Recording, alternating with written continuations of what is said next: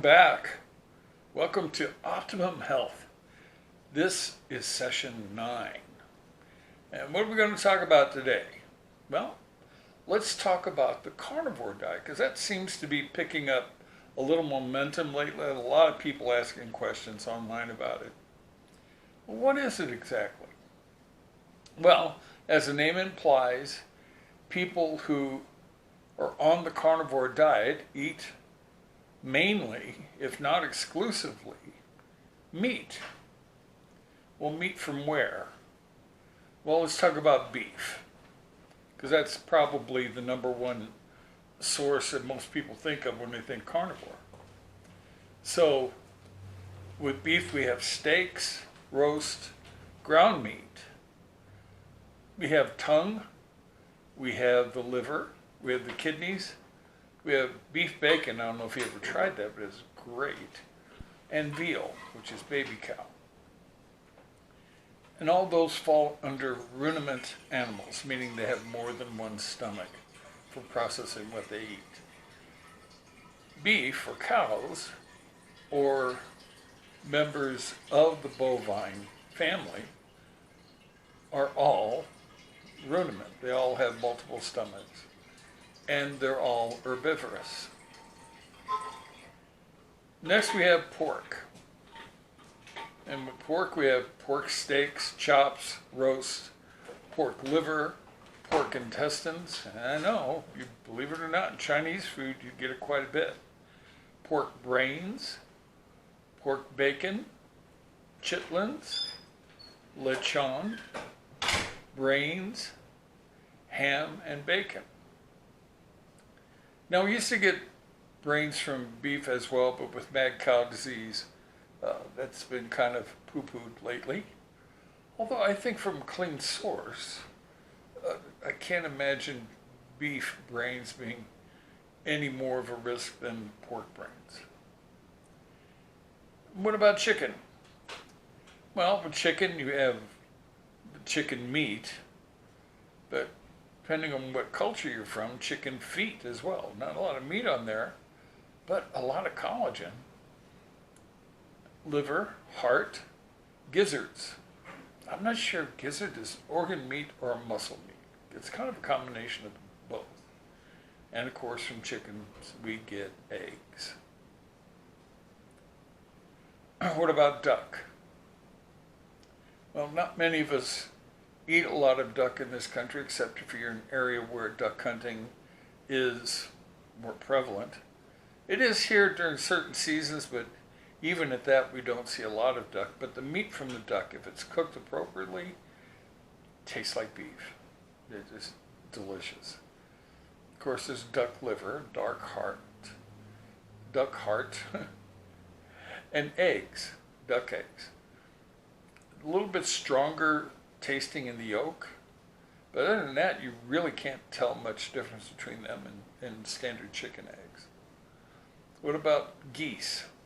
Well, goose meat, of course, goose liver, which if it's done the way the French do it, liver pâté, but you can use any liver to make pâté. Foie gras is the name of the food that is made from overstuffed geese. They overfeed the geese and their liver expands. So you get a larger liver out of the goose, and you end up with more pâté. Not very healthy for the goose. And turkey. I found out that turkey eggs, you cannot harvest turkey eggs, it's illegal. But turkey meat, obviously. The liver, the gizzards, the stuff that we use for giblets. Yep, that's all part of it. And if we're looking at any of the birds that could be ground up, and a mixture of these birds, if you're a hunter, be ground up into ground meat and made into chicken patties or turkey patties. And what about fish? Well, there's all kinds of fish out there, aren't there? But the fatty fish in particular, because of the omega-3 fatty acids are preferred. So we're talking salmon, tuna, haddock, halibut, cod, mackerel, sardines, anchovies, milkfish, mahi-mahi, some bass, shrimp, and other shellfish as well. So you've got a wide variety here, but the thing you have to watch out with fish, especially bottom feeders, you have to watch out for heavy metal contaminants. So you don't want to make it your focus, and if you do go in the direction of pescatarianism, which we will talk about later, you have to make sure you eat the right kind of food and the right kind of fish so that you don't contaminate your liver and contaminate your bloodstream. What about dairy? Is dairy part of it? Well, there's arguments on this. Some carnivores avoid dairy.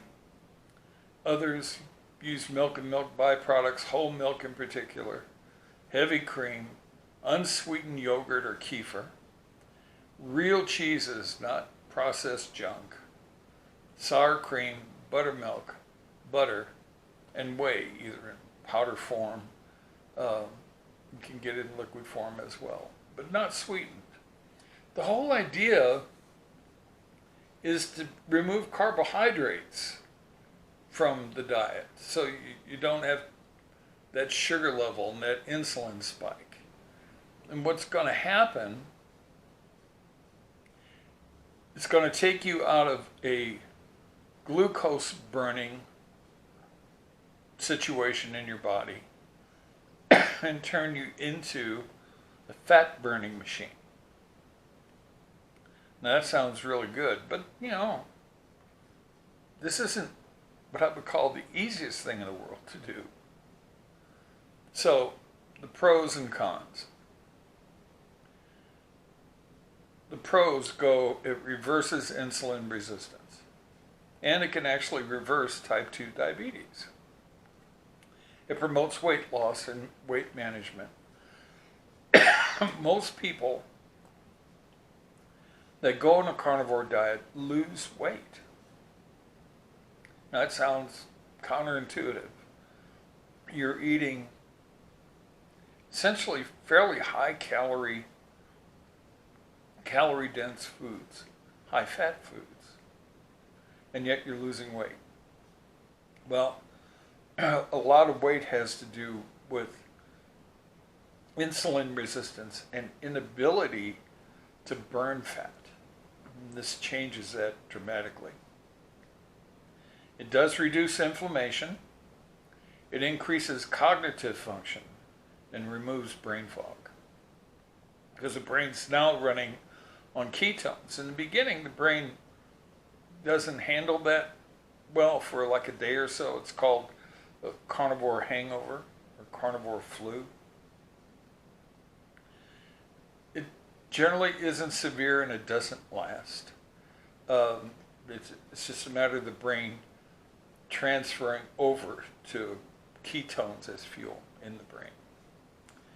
It increases longer lasting energy throughout the day, especially once you learn, because in carnivore you learn where your margins are, because we have a tendency to want to eat the same volume of food as we did on an omnivorous diet. Carnivore, you really don't have to do that. You reach satiety much sooner because of increased fat and protein. Protein's very satisfying. So what's the negatives? What's the cons? It lacks an abundant supply of bioflavonoids, those healthy anti-inflammatory phytochemicals we get from plants. Can we get some of those from the muscle meats and the organ meats from, say, from beef? Yeah, some. The research would indicate maybe 10 to 12% of that which you would find in plants. But how much do we need? It depends on how much you're taking in, right? So if you're only eating a little bit of organ meats from beef or from other animals, you're probably going to be lacking in some of these bioflavonoids.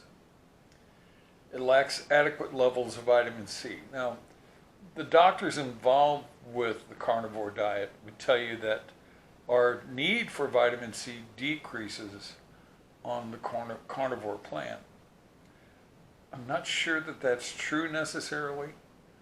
There have been no cases of scurvy reported with people on a carnivore diet.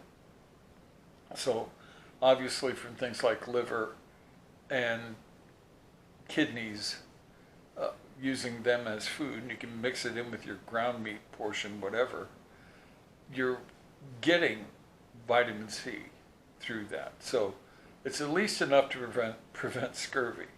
But is it enough to trigger the immune system, where we're talking 2,000 to 4,000 milligrams, or 2 to 4 grams? Probably not. It tends to increase LDL cholesterol, which is actually a good thing. It's high in saturated fat. That used to be a big concern. They used to tell us that you shouldn't eat anything that has saturated fat. How did you know?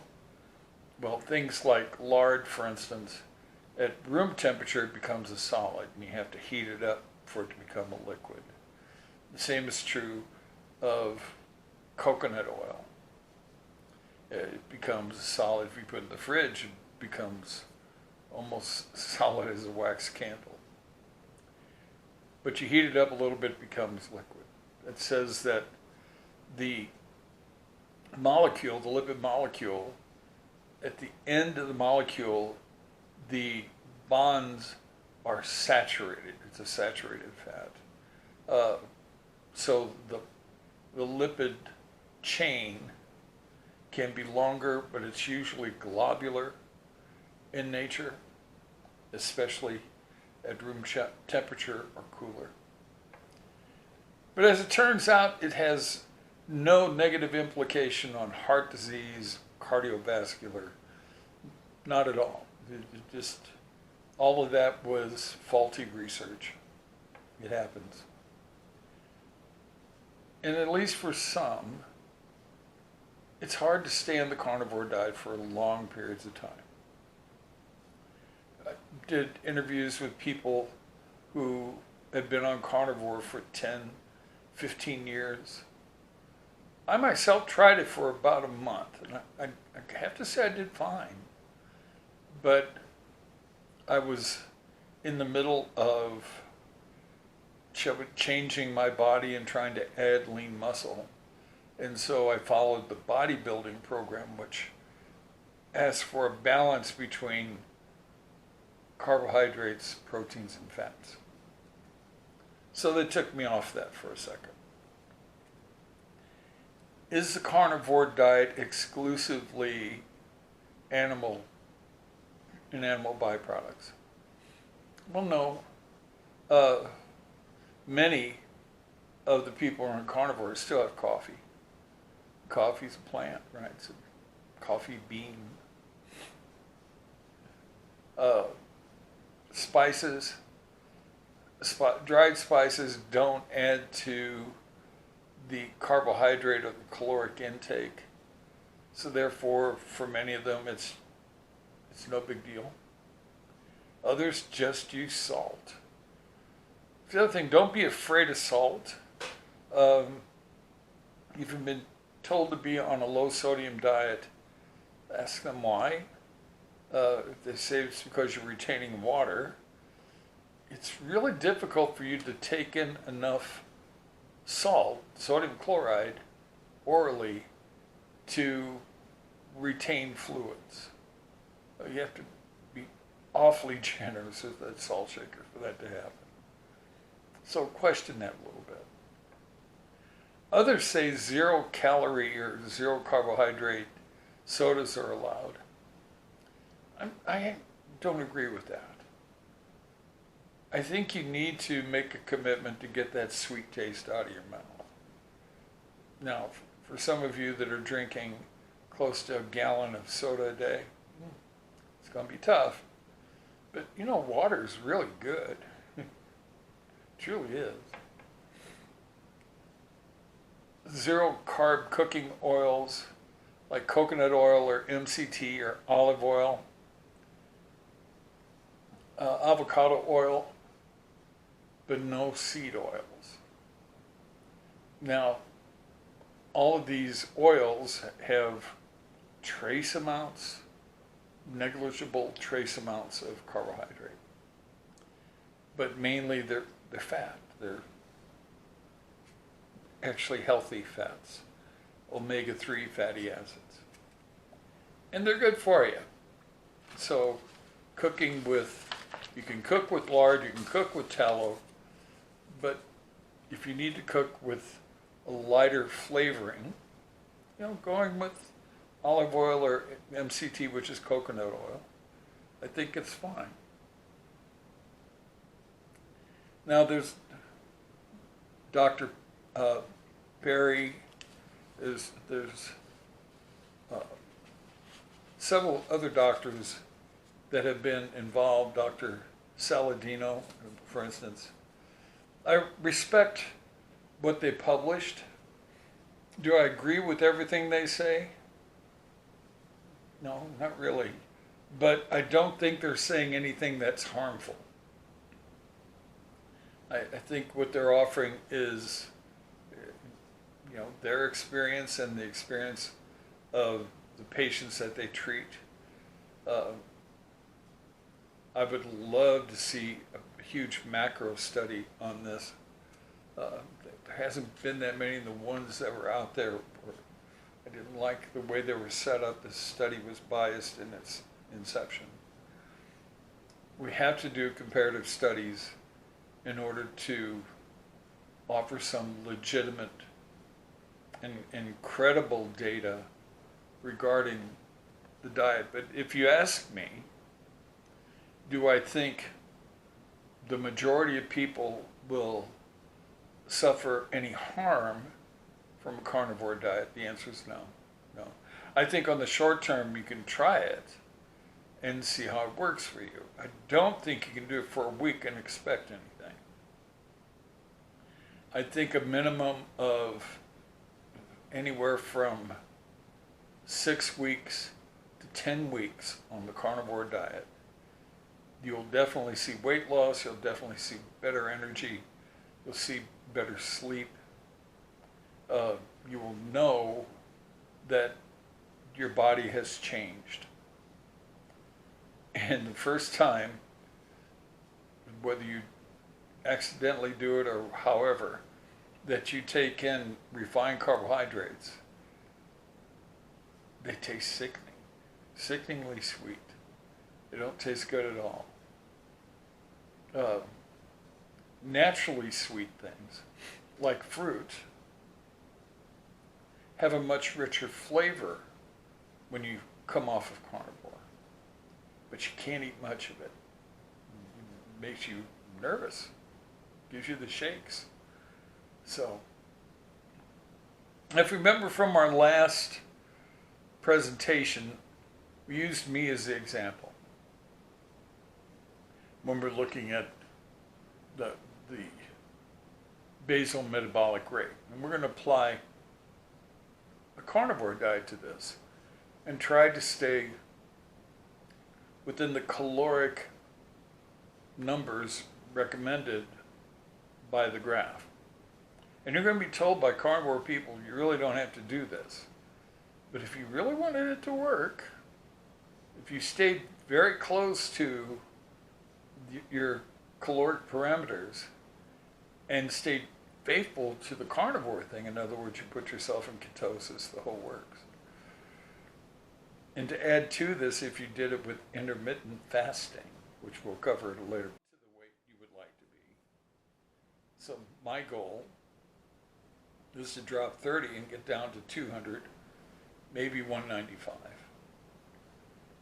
When I was there before, everyone thought I was sick because I'd lost so much weight. But I feel that's probably the healthiest weight for me. So that's where I'm headed. I think you can do this and feel comfortable. And for many of you, it's worth a try, especially if you've been told you're borderline diabetic or your inflammatory markers are through the roof, or that you have type 2 diabetes and they're considering metformin or some other type of sugar-eating substance. Well, maybe sugar eating is the problem. Maybe you just need to stop sugar for a while. So that's the carnivore diet. Is it ideal for everyone? No. Is it ideal for a percentage of the population? Evidently, yeah. There's a lot of people doing really well on the carnivore diet. So if you have further questions, down below you can type in some questions either on Facebook or on YouTube where we're going to publish. Going to be some changes coming up here. I'm finally going to be moving into my studio. Yay! So that's going to look and sound a little bit different. Anyway, thanks for coming. Thanks for watching. I hope you